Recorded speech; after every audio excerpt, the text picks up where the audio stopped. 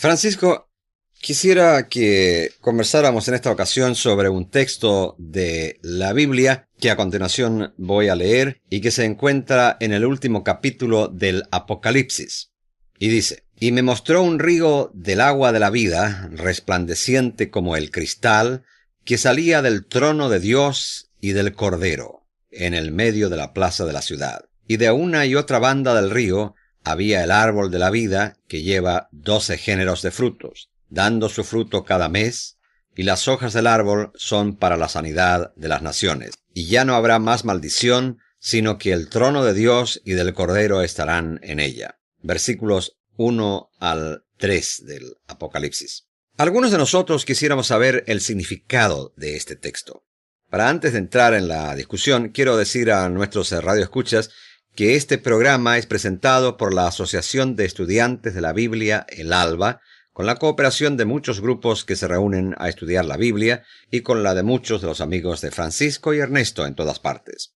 Y ahora, Francisco, ¿qué significan las expresiones río del agua de la vida, el trono de Dios y del Cordero y el árbol de la vida? Esas expresiones, Ernesto, son fáciles de entender.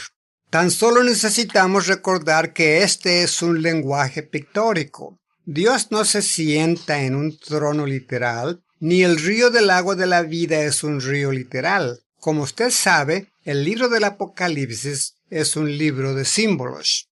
En ese caso, ¿qué se representa por el trono de Dios? ¿Es un trono literal o uno simbólico? Es símbolo de dominio, y por cuanto se trata del trono de Dios, simboliza dominio divino. Entonces el trono de Dios es el reino de Dios. Precisamente. Y, Ernesto, este gobierno divino o reino es uno de los que se habla mucho en toda la Biblia. Promesas pertenecientes a ese reino aparecen casi al principio del Antiguo Testamento, y a manera de cadena de oro continúan a través de todas las profecías, de las enseñanzas de Jesús y de lo escrito por los apóstoles. ¿Es ese el mismo reino por el cual rogamos en la oración del Padre Nuestro con las palabras: «Venga tu reino, hágase tu voluntad en la tierra como se hace en el cielo»? Ciertamente, y este es otro ejemplo de lo prominente que es en la Biblia lo relacionado con el reino. Conforme a lo enseñado por Jesús, este es uno de los principales temas de la oración del verdadero cristiano. Pero, Francisco, aquí tropezamos con un problema. La oración dice: «Venga tu reino, hágase tu voluntad aquí en la tierra». ¿Significa esto que el trono de Dios se encontrará aquí en la tierra? En el capítulo 21 del Apocalipsis se nos presenta otro cuadro simbólico del mismo reino, y en él se representa a Dios morando con los hombres. Esto no significa que literalmente Dios habitará en la tierra, pero sugiere la idea de su favor y sus bendiciones siendo dispensadas a la humanidad por medio de los representantes del reino de Cristo. La idea de dominio divino sobre la tierra se representa en el capítulo 20 del Apocalipsis como o por medio de un gran trono blanco. ¿Tiene el color algún significado en particular? Sí, el color blanco se emplea en las Escrituras como símbolo de pureza o justicia. De esta manera se da énfasis al punto de que el dominio del Señor sobre la gente será uno de justicia. Esa es una alentadora idea en vista de que los gobiernos de hoy, como ha sido puesto en claro en años recientes, están llenos de corrupción. No supongo que en la tierra haya habido algún gobierno enteramente puro que pudiera representarse por el color blanco. Tiene usted razón, Ernesto, y por lo tanto debiéramos orar con mucho entusiasmo por el reino de Dios. Y ahora volvamos al texto. Dice que el río de la vida sale o se desprende del trono de Dios y del Cordero. ¿Es ese trono también el trono del Cordero? El símbolo del Cordero es uno que aparece en muchos lugares de la Biblia. El Cordero en realidad es Cristo, siendo ese título uno de los que a él se dan en la Biblia. Pero ¿no es un cordero generalmente asociado con la idea de sacrificio? Sí, Ernesto. Y en el capítulo 5 del Apocalipsis, Cristo, el Cordero, se representa como un cordero inmolado. La idea es que Él fue inmolado por los pecados del mundo. Pero Francisco, ¿por qué se representa el río de la vida como fluyendo del trono del Cordero? Aquí se da una maravillosa lección, Ernesto.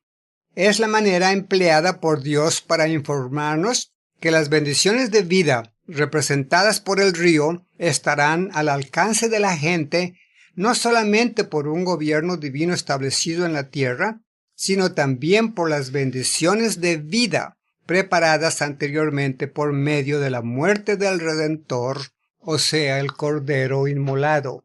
Y esto, según entiendo, significa que dos cosas son necesarias para que alguien pueda obtener la vida eterna durante el reino de 1000 años, siendo ellas la aceptación de Cristo como Redentor y Salvador y la obediencia a las leyes de ese justo gobierno. Pero hasta ahora hemos estado discutiendo el simbolismo del trono, y ciertamente que es un hermoso cuadro del dominio divino en la tierra.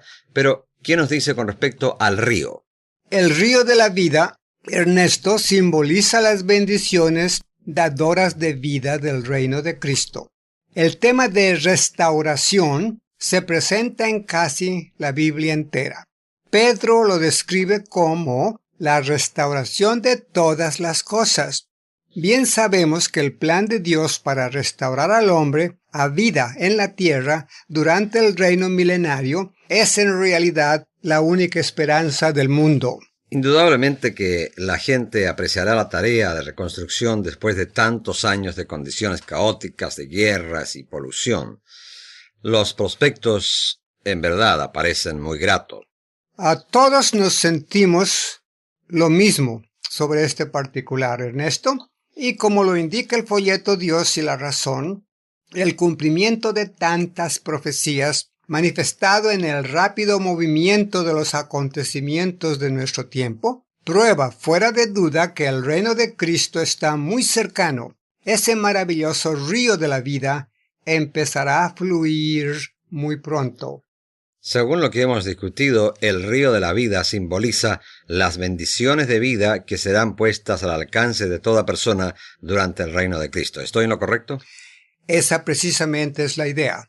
Me apercibo también que las hojas de ese árbol de la vida serán para la sanidad de las naciones. Ciertamente que las naciones necesitan sanidad de muchas maneras, y el reino de Cristo es lo único que podrá curar tantos males de que adolece el mundo.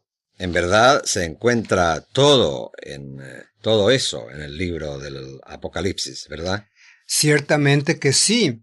Y en el texto que usted leyó está también la promesa de que no habrá más maldición. Esto es, en contraste con lo dicho en el libro del Génesis, en donde se nos dice que una maldición recayó sobre la tierra y la entera raza humana ha estado sufriendo a causa de esa maldición.